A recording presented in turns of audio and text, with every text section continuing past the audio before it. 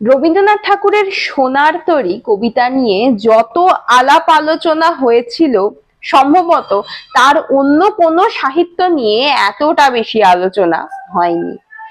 তবে এই যে পুরো আলোচনা, সবাই যা যা আলোচনা করেছিলেন, তাতে একটি বিষয় মোটামুটি সকলে এসে সহমত হতে পেরেছেন যে সোনার তরী কবিতাটি কেবলমাত্র একটি কবিতা নয়।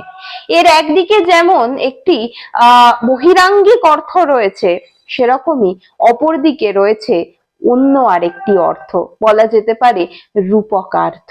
রবীন্দ্রনাথ ঠাকুর নিজে থেকে কোনোদিনই এই কবিতার রূপকার্থ কতটা কি রয়েছে এই বিষয়ে অতটা আলোচনা কোনোদিনই করেন। আলোচনা মানে সেই বিষয়ে কোনো কথা হয়তো সেইভাবে ডাইরেক্টলি বলেননি, কিন্তু তার লেখা বিভিন্ন চিঠিপত্রের যে মানে মূল বক্তব্য, তাতে কিন্তু আমরা বুঝে যাই যে তিনিও জানতেন যে এই কবিতাটি কেবলমাত্র একজন কৃষকের ধান নিয়ে যাওয়ার কবিতা নয়। কবিতাটি কিন্তু পড়তে সোজা মনে হলেও বিষয়বস্তুটি অনেকটা জটিল। তাই সাহিত্যের পথের আজকের পর্বে আমি খুব সহজভাবে চেষ্টা করব রবীন্দ্রনাথ ঠাকুরের এই বিখ্যাত কবিতাটি, বহু আলোচিত বিখ্যাত কবিতা সোনার তরী, সেই কবিতাটি সম্পর্কে আলোচনা করে দিতে। মূলত এর যে রূপক অর্থ, এই বিষয়টা কি আছে এই কবিতায় এবং রবীন্দ্রনাথ কি কি বলেছিলেন এই সম্পর্কে, সেগুলিও আমি প্রচ্ছন্নভাবে তুলে ধরার চেষ্টা করব। তাই ভিডিওটি শেষ অবধি দেখার অনুরোধ রইল। কবিতাটি পাঠ একবার আমি করব, করে এর বহিরাঙ্গিক অর্থটি আপনাদের সামনে তুলে ধরব, আবার পাঠ করে প্রত্যেকটি পংক্তি ধরে আমরা এর রূপকার্থ কি রয়েছে সেই বিষয়ে খানিকটা আলোচনা করব। কি বলছেন? গগনে গরজে মেঘ ঘন বরষা, কুলে একা বসে আছি নাহি ভরসা, রাশি রাশি ভাড়া ভাড়া, ধান কাটা হলো সারা, ভরা নদী ক্ষুরধারা, খর পরশা, কাটিতে কাটিতে ধান এলো বরষা। কি না, রবীন্দ্রনাথ যেন একজন চাষি বা কৃষক, যিনি ধান কেটে বসে রয়েছেন নদীর কূলে এবং আশা করছেন যে এই ধান কোনো জায়গায় নৌকা করে তিনি মানে তিনি বা যার কথা বলা হচ্ছে সে চাইছে যে সেই ধান অন্য জায়গায় পাঠানো হবে। কি বলছেন আরো? একখানি ছোট ক্ষেত আমি একেলা, চারিদিকে বাঁকা জল করিছে খেলা, পরপারে দেখি আঁকা তরু ছায়া মসি মাখা, গ্রামখানি মেঘে ঢাকা প্রভাত বেলা, এপারেতে ছোট ক্ষেত আমি একেলা। এই অংশটা ভীষণ সুন্দর। আমি আগের পর্ব আলোচনা করার সময় বলেছিলাম যে সোনার তরীর যে কবিতাগুলি রয়েছে তার মধ্যে এত সুন্দর ছবি রয়েছে কবিতার বর্ণনার মধ্যে, সেটা রবীন্দ্রনাথের আগের লেখায় অতটা পরিষ্কার করে আমরা কখনোই পাইনি। যে চাষি বা কৃষক বসে রয়েছে, সেই যে যে জায়গাটায় বসে রয়েছে তার যে কি সুন্দর বর্ণনা, যে একখানি ছোট ক্ষেত, আমার একটা ছোট্ট ক্ষেত, আমি একলা, চারিদিকে বাঁকা জল করিছে খেলা, পরপারে দেখি আঁকা, মানে নদীর ওই পারে দেখি তরু ছায়া মসি মাখা, গ্রামখানি মেঘে ঢাকা প্রভাত বেলা, এপারেতে ছোট ক্ষেত আমি একেলা। কয়েকটা জিনিস প্রথমেই আমাদের মনে আসে। প্রথম কথা হচ্ছে ধান কাটতে কাটতে বর্ষাকাল এসে গেল। এই নিয়ে কিন্তু প্রচুর আলোচনা আগেই হয়ে গেছে। বর্ষাকালে আমাদের অন্তত পশ্চিমবঙ্গে বর্ষাকালে ধান রোপণ করা হয়, আমরা জানি বীজ থেকে ধান ওঠে ওই সময়কালটায় বর্ষার জল পেলে। তাহলে এই যে ধানের কথা রবীন্দ্রনাথ বলছেন, সেই ধান মানে সেই সময়কালটা কি যদি আমরা বহিরাঙ্গিক হিসেবে দেখি, হয়তো যদি বহিরঙ্গ হিসেব অনুযায়ী বলতে গেলে হয়তো শীতকালের ধানের কথা বলা হচ্ছে। যে ধান আমরা জানি যে পৌষ পার্বণের পরে যে সময়কালটায়, শীতকালের নয়, বর্ষার আগে গরমকালের ধানের কথা হয়তো বলা হয়েছে। এবং কাটতে কাটতে বর্ষাকাল এসে গেল, কারণ প্রবল বর্ষায় ধানের ক্ষেত নষ্ট হয়ে যেতে পারে।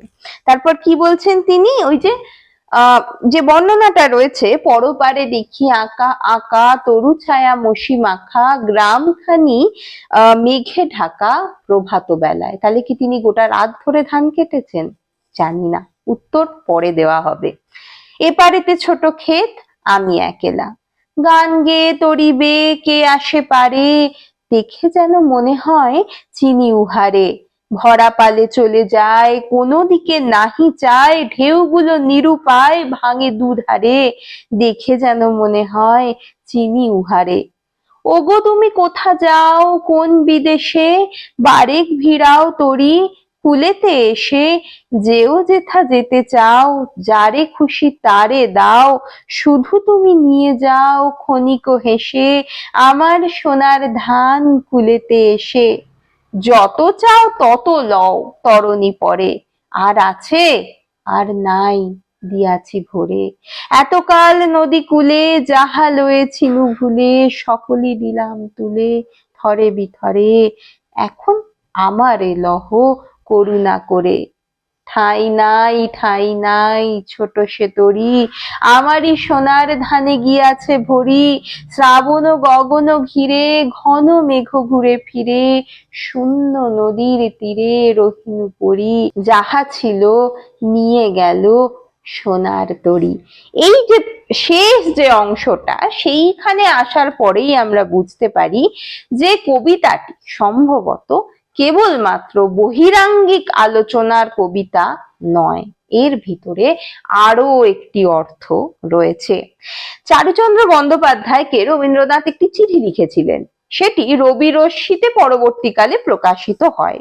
রবীন্দ্রনাথ বলছেন, ছিলাম তখন পদ্মার বোটে, জলভার নত কালো মেঘ আকাশের ওপারে, ছায়া তরু শ্রেণীর মধ্যে গ্রামগুলি, বর্ষার পরিপূর্ণ পদ্মা খরবেগে বয়ে চলেছে, মাঝে মাঝে পাক খেয়ে ছুটছে ফেনা, নদী অকালে দুকুল ছাপিয়ে চরের ধান দিনে দিনে ডুবিয়ে দিচ্ছে, কাটা ধানে বোঝাই চাষিদের ডিঙি নৌকো হু হু করে স্রোতের ওপর ভেসে চলেছে।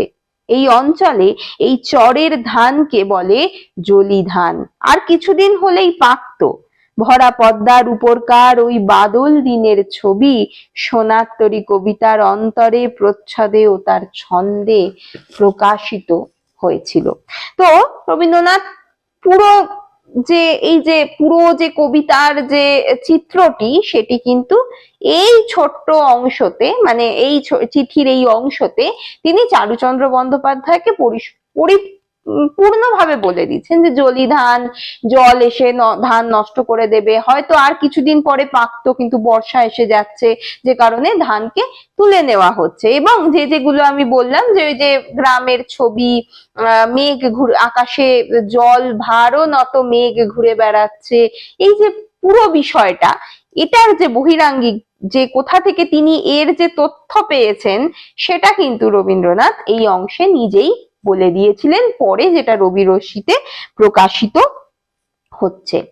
কিন্তু এখানেই আমরা থেমে থাকবো না। তার কারণ কি? তার কারণ হলো এই অংশটা, এই যে যেখানে বলছেন তিনি, গান গেয়ে তরিবে কে আসে পারে, দেখে যেন মনে হয় চিনি উহারে। আমরা যখন নিরুদ্দেশ যাত্রা পড়বো কবিতাটা, তখন কিন্তু আমরা আবার সোনার তরীর অনুষঙ্গ নিয়ে তবেই পড়তে পারবো, কারণ দুটোর মধ্যে একটা অদ্ভুত মিল রয়েছে। মিল কোথায়? না, এই যে অজানা অনামনি যার কথা, যে মাঝির কথা, যে কান্ডারির কথা বলা হচ্ছে, তার সম্পর্কের একটি মিল রয়েছে। সে কি করছে? সে এসেছে, এসে তরি ভরে তার সেই তরি ভরে কবির যে সোনার ফসল তা ভরে নিয়ে চলে যাচ্ছে। কবি যখন বলছেন যে আমাকেও নাও আমার এই ধানের সঙ্গে, আমার ফসলের সঙ্গে, সেই কান্ডারি তখন উত্তর দিচ্ছে, ঠাঁই নাই ঠাঁই নাই ছোট সে তরি, আমারই সোনার ধানে গিয়াছে ভরি। কান্ডারি উত্তর দিচ্ছেন না, রবীন্দ্রনাথই বলছেন, যে সে বলছে তুমি তোমার ফসলকে তুলে দিয়েছো এই নৌকায়, তারপর তোমার যাত্রা শেষ, তোমার ফসল নিয়ে আমি চলে যাব, তোমাকে আমি নেব না। আসে আসল রূপক অর্থ।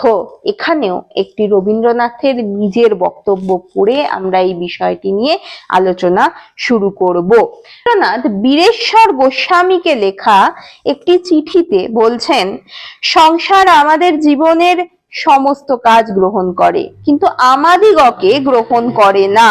আমার চিরজীবনের ফসল যখন সংসারের নৌকায় বোঝাই করিয়া দিই, তখন মনে এই আশা থাকে যে আমারও ওই স্থানে, ওই সঙ্গে স্থান হইবে। কিন্তু সংসার আমাদিগকে 2 দিনে ভুলে যায়। প্রত্যেকেই সংসারকে বলিয়াছিল, আমার সমস্ত লও, তোমার জন্যেই আমি খাটিতেছি, তোমাকে দিয়াই আমার সুখ, আমার সমস্ত লও, কিন্তু আমাকে ঠেলিও না, আমাকে ভুলিও না। আমার কাজের মধ্যে আমার চিহ্নটুকুকে যত্ন করিয়া রাখিয়া দিও। কিন্তু এত স্থান কোথায়? আমাদের জীবনের ফসল কোনো না কোনো আকারে থাকিয়া যায়, কিন্তু আমরা থাকি না। মানুষের এই যে ব্যাকুলতা, এই বেদনা চিরদিন চলিয়া আসিতেছে। এপারেতে ছোট ক্ষেত, আমি একেলা।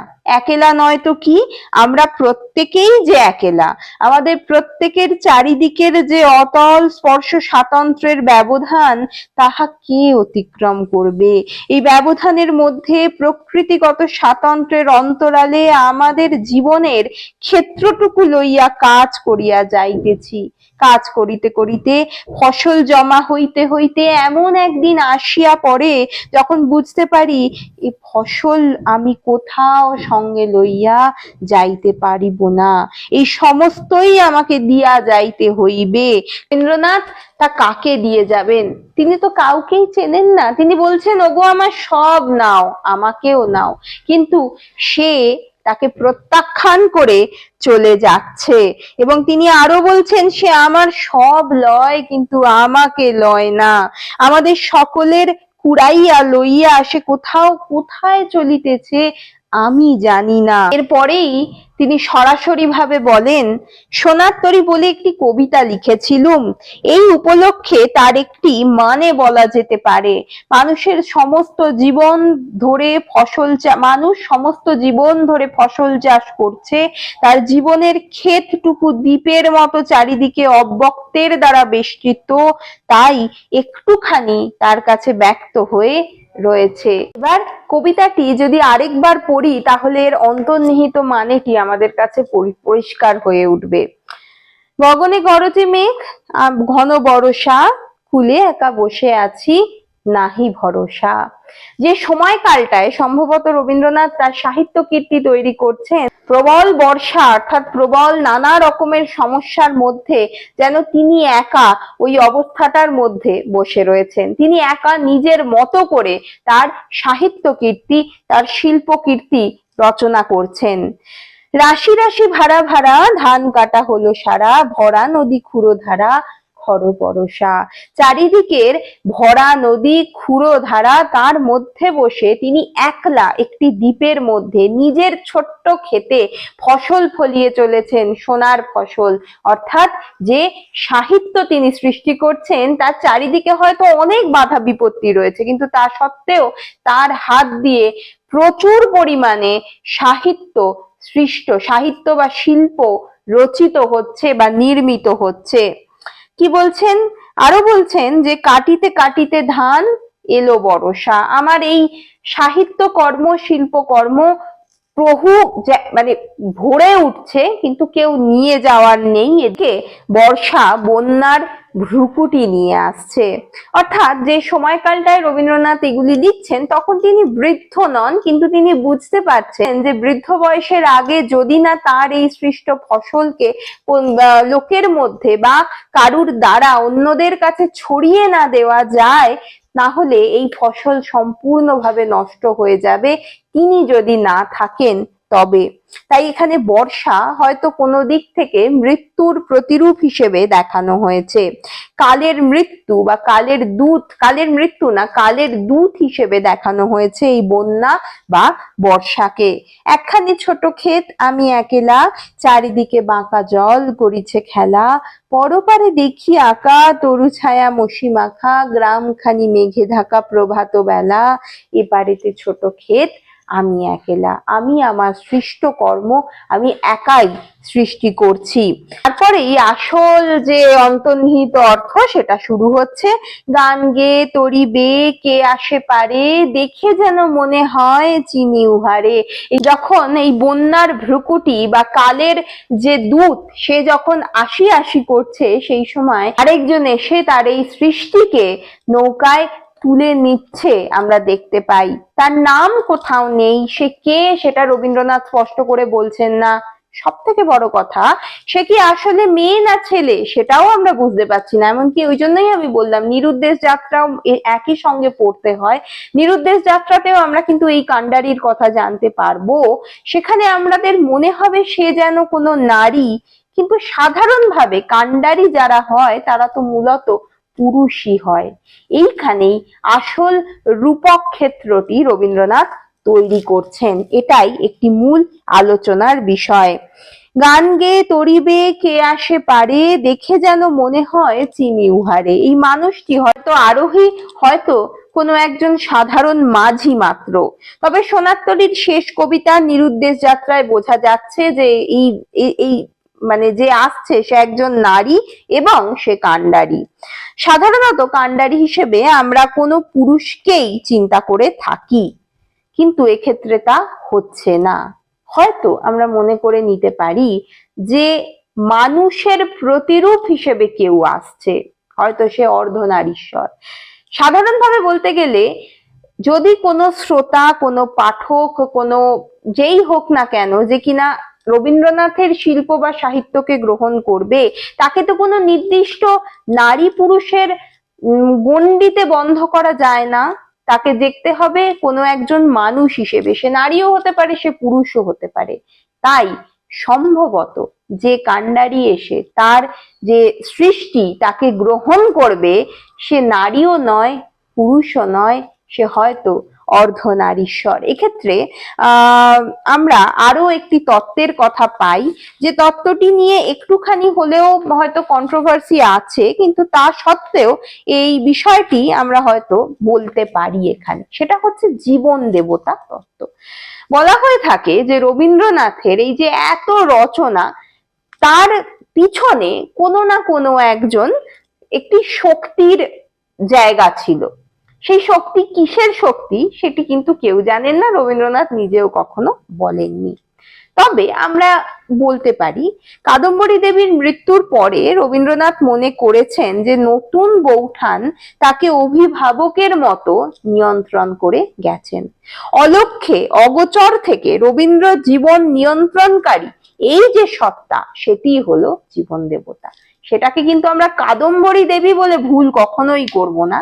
সেটি অনেকেই হতে পারে, কিন্তু এখানে এই কন্ট্রোভার্সিয়াল একটা বিষয়কে আনা হয়, যেহেতু তার নতুন বৌঠান তার সমস্ত রকম সাহিত্যের সব থেকে বড় সমালোচক এবং সব থেকে বড় মানে মানে ইনি সব থেকে বেশি গ্রহণ করেছিলেন তার সাহিত্যকে। সেই কারণে তাকে যেন চালিয়ে নিয়ে যখন গিয়েছিলেন কাদম্বরী দেবী, তার মৃত্যুর পরেও সম্ভবত তাকে চালিত করেছিলেন। এখান থেকে একটা জীবন দেবতা তত্ত্ব আসছেন। রবীন্দ্রনাথ বুঝছেন তিনি দাঁড়িয়ে আছেন একটি টুকরো কালের মধ্যে, কিন্তু ভিন্ন এক পৃথক সত্তার কাছে তার অতীত, বর্তমান, ভবিষ্যৎ গ্রন্থিত হয়ে রয়েছে। এই অন্য সত্তাটাই হলো জীবন দেবতা।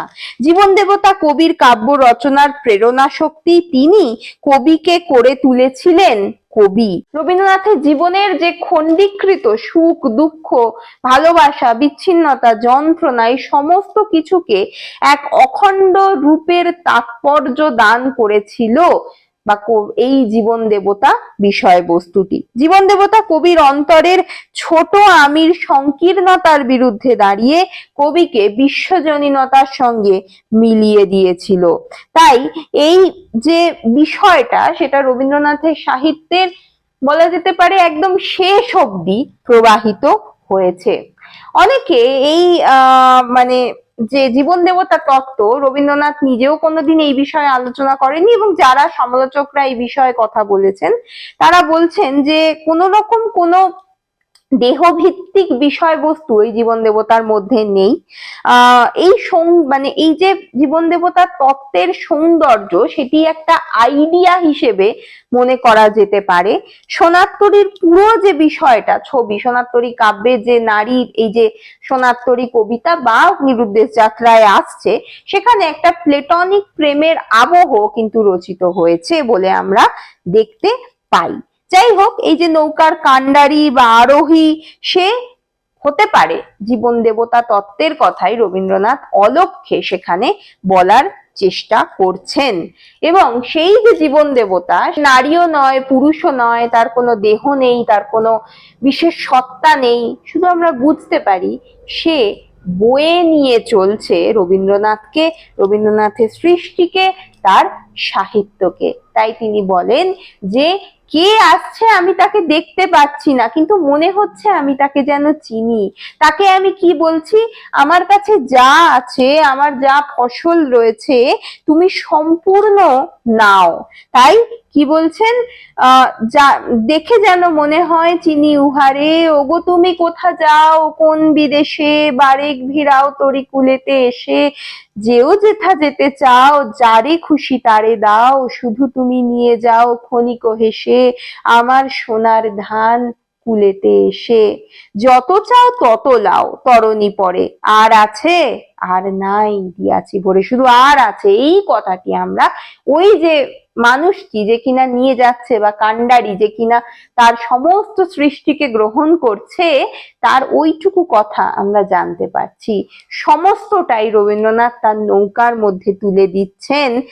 আর কি বলছেন, এতকাল নদী কূলে যাহা লয়েছিনু ভুলে, সকলই দিলাম তুলে থরে বিথরে, এখন আমারে লহ করুণা করে।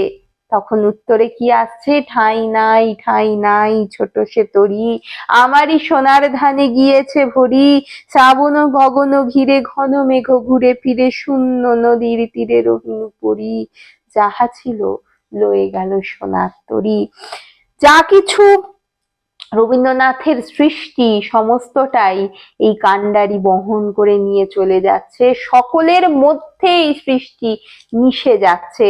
যখনই তিনি বলছেন যে তুমি তো আমার সৃষ্টিকে নিলে, তাহলে আমাকেও নাও, তখন সেটি অহংকারের কথা হয়ে দাঁড়াচ্ছে। কোনো শিল্পীর, কোনো সাহিত্যিকের সৃষ্টির পিছনে কোনো অহংকার বোধ থাকতে পারে না, আমিত্ব থাকতে পারে না। সবার মধ্যে মিশে গিয়েই তিনি বেঁচে থাকবেন, এটাই যেন বলার চেষ্টা করা হচ্ছে। যখন কোনো কিছু সে সৃষ্টি করে, সেটি তখন নিজের থাকে, যখন সে অপরকে দান করে, তখন সেটি তার হয়ে যায়, তাদের হয়ে যায়, তার সেইখানে কোনো রকম কোনো জায়গা থাকে না। এই যে আজকে যেমন আমরা রবীন্দ্রনাথের কাব্য নিয়ে আলোচনা করছি, এই কবিতাটি আমাদের হয়ে গিয়েছে, আমরা তার ব্যাখ্যা করছি নিজের মতো করে। রবীন্দ্রনাথ কিন্তু এরকম কোনো ব্যাখ্যা করে যাননি। এইখানেই এই রূপকের সৌন্দর্য। কি সুন্দর কবিতাটি, যে অহংকার কোনো জায়গায় কোনো স্থান করে নিতে পারে না, নিজস্বত্ব থাকে বটে, কিন্তু যখন সকলের মধ্যে তা মিশে যায়, তার আর কোনো অস্তিত্ব আমরা দেখতে পাই না। কবিতার রূপক অর্থ হলো এটাই। এবার আরো একটি রূপকের কথা আমরা বলবো, সেটা হচ্ছে নৌকার রূপক। রবীন্দ্রনাথ কেন সোনার তরী নাম দিলেন? প্রথম কথা তো এটা হতে পারে যে সোনার তরী কথা মানে তার সোনার যে ধান, তার যে সৃষ্টি, সেটিকে তরী বহন করে নিয়ে যাচ্ছে, সেই জন্য নাম তার সোনার তরী। কিন্তু এই নৌকার রূপকটি আমাদের বাংলা সাহিত্যে বহুকাল থেকে এসেছে। আমরা যখন চর্যাপদ পড়েছিলাম, তখনই আমরা দেখেছি খুন্তি উপারি মেরিল কাচ্ছি, বহুত কামালি সদ্গুরু পুচ্ছি। সেটি যেমন রয়েছে শ্রীকৃষ্ণ কীর্তনে, আমরা নৌকার যে অংশটি আমরা দেখি রাধা কৃষ্ণের, সেটিতেও কিন্তু নৌকা খণ্ডে এই নৌকার রূপক আমরা পাচ্ছি। এছাড়া আমাদের বহু মানে লোকগান বা অন্যান্য ক্ষেত্রেও নৌকার রূপক এসেছে। আধ্যাত্মিক অনুষঙ্গে তো ভীষণ ভাবে ব্যবহৃত হয়েছে। হরিদিন তো গেল, সন্ধ্যা হলো, পার করো আমারে। তাই নৌকা ভব নদী পার করে নিয়ে যায়, নৌকা তোমার ভাগ্য নির্ধারণ করে, নদী পার করা অত সহজ নয়।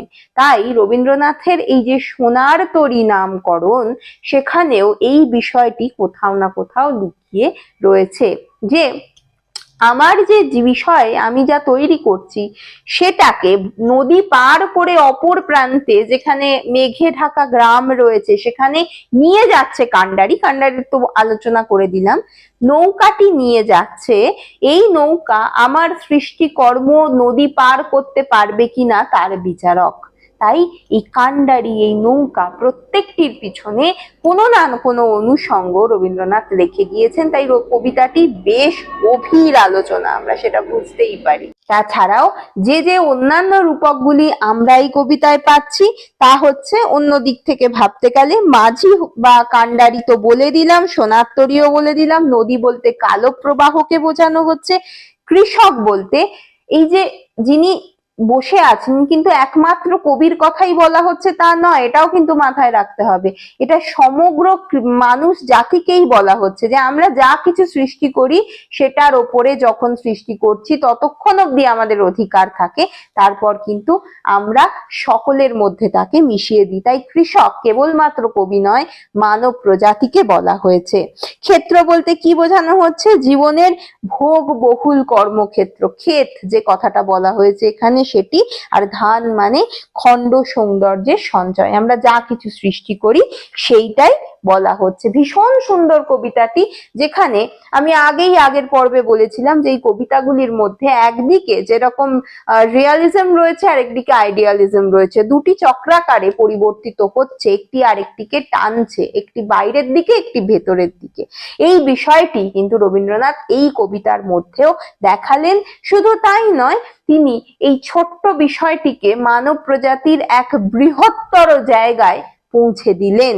এই জিনিসটি রবীন্দ্রনাথের নিজস্ব জিনিস, কিন্তু সোনার তরী পর্ব থেকে এর যে প্রভাব সেটি আরো বেশি করে আমরা লক্ষ্য করতে পারি। কবিতাটি আশা করি আমি দুটি অংশে বোঝাতে পেরেছি। যদি ভালো লাগে আমাকে কমেন্ট করে জানাবেন। পরের আরেকটি পর্বে আমরা সোনার তরীর আরো একটি কবিতা নিয়ে আলোচনা করব।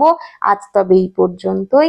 ভালো লাগলে লাইক করে দেবেন, আর উৎসাহিত করতে একটু সাবস্ক্রাইব করতে ভুলবেন না। আজ তবে এই পর্যন্তই। ধন্যবাদ।